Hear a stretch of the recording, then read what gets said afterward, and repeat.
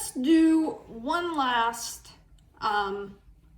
example problem. This one's on determining how many people we need in our sample for our margin of error. So, a recent CNN poll found that a random sample of 508 US residents responded that 31% thought that there is life on Mars or has ever existed. If the poll takers wanted to reduce our margin of error to at most 4%, how many additional US residents would they need to poll? All right, and we're going to use the value of p hat. I don't know why that didn't print, but the value of p hat from the initial study. So I want you to remember that when we are doing confidence intervals, we have point estimate plus or minus margin of error. And we are very interested in this margin of error portion. Right now, we're trying to figure out how to make our margin of error 4% or less, right? So for the formula to solve for the confidence interval of a proportion, it's p hat plus or minus z star times p hat times 1 minus p hat over n. Now, I'm not very interested in the point estimate part.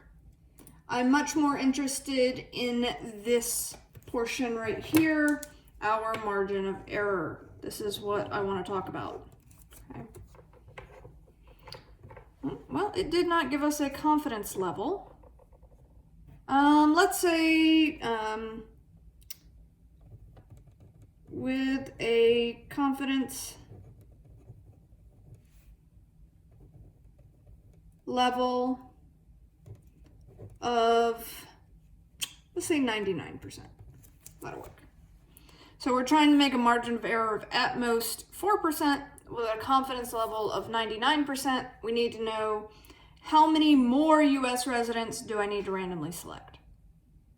Okay, so first thing I need is Z star. So Z star for 99% is 2.58. So I know that 2.58 times the square root of p hat, which is 0.31 times 1 minus 0.31 all over n, which I'm not sure of. This needs to be less than or equal to 0.04, right? I need my margin of error to be at most 4%, so it needs to be less than or equal to 4%. So now this is all algebra working backwards to solve for n. I'm trying to isolate the variable, so the first thing I want to do is divide by 2.58 on both sides.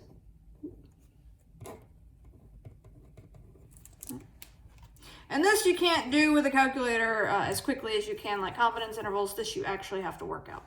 So 0.04 divided by 2.58. Okay. So I'm going to have the square root of 0.31 times 1 minus 0.31 over n, less than or equal to 0.0156. Okay.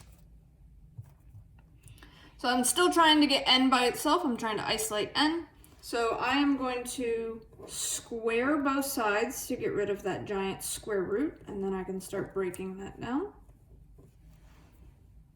Okay.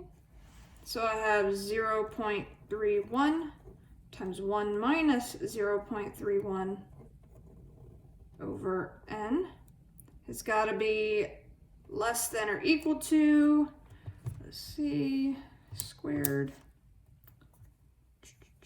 0.00024.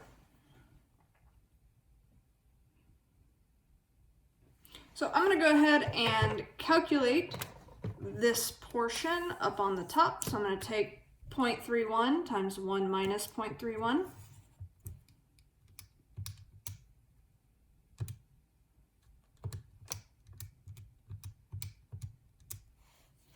And that's going to be 0.2139 over n less than or equal to 0.123024. Still need to get n by itself, so I'm going to multiply by n on both sides. Might seem counterintuitive, but it's going to work out better for us in the long run. So I'm going to have 0.2139 less than or equal to 0.00024 times n. Now it's very easy to get n by itself. I'm going to divide by 0.00024 on both sides.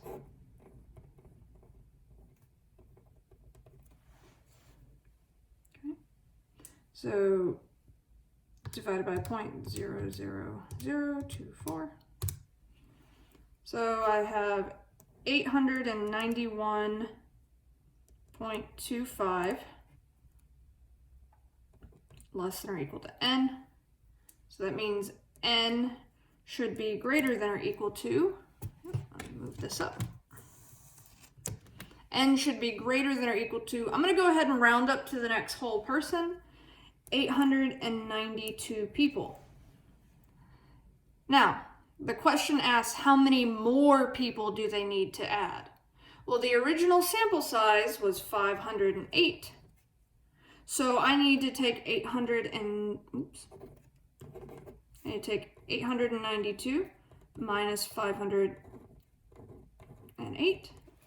So 892 minus 508.